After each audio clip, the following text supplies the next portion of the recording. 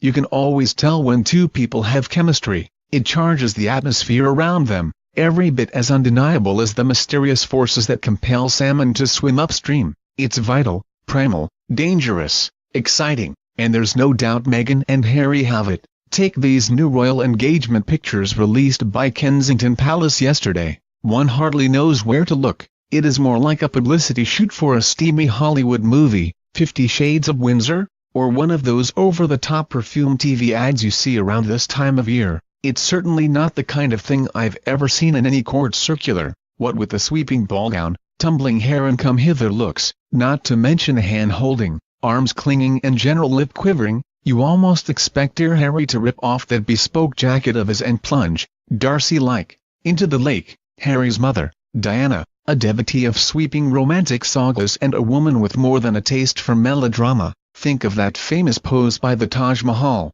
would have loved it. I'm not so sure. To my mind, the British public tend to like a little more decorum and dignity from their royals. Of course, no one expects Harry and Meghan to demonstrate the same level of restraint as his great-grandmother did on her engagement, in which Elizabeth Bowes-Lyon sat next to her fiancé, not so much as giving him a glance, but a tiny nod to protocol would have been nice. Instead, we have an almost deliberate, some might say petulant, flouting of convention, starting with that over-the-top ball gown with the Marie Antoinette-style price tag of £56,000. Not for Meghan a nice bit of L.K. Bennett or even a Catherine Walker. Oh no, this is from the stable of Ralph and Russo, a label deliberately created to help the very rich dispose of their cash by dreaming up ever more extravagant ways of stitching together a few pieces of fabric, espousing the principle that more is rarely enough. R&R specializes in the most expensive materials and laborious techniques. There is not a creation of theirs that isn't dripping with crystals,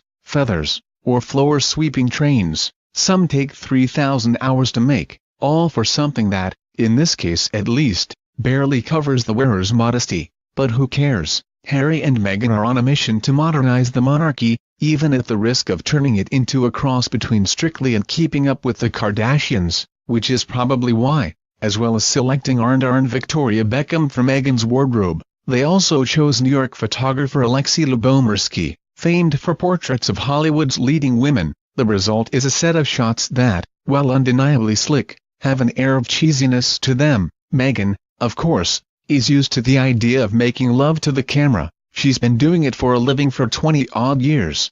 Harry seems a little less certain. Nevertheless, bless him, he's giving it his all. There is more than a hint of a James Bond smolder in the one where their hands rest on his knee, a studied wolfishness to his smile as she leans in, her perfect pearly whites putting his English dentistry somewhat to shame as she caresses his beard and allows him to envelope her in the warmth of his coat, as they hold hands, sharing a joke or perhaps fresh from an embrace behind the shrubbery. They could easily be promoting some slick German street tailor, or maybe one of those watches that can get you to the North Pole while also making you the world's greatest tennis player. That the prince is utterly besotted, I have no doubt, as, I'm sure is she, that the couple will unleash winds of change in the stuffy House of Windsor. I equally have no doubt. It's that those winds might turn into a hurricane that worries me. If only there were something a little less artful about the studied lopsidedness of Meghan's smile, the way she closes her eyes, angles her head, the actress in her impossible to tame.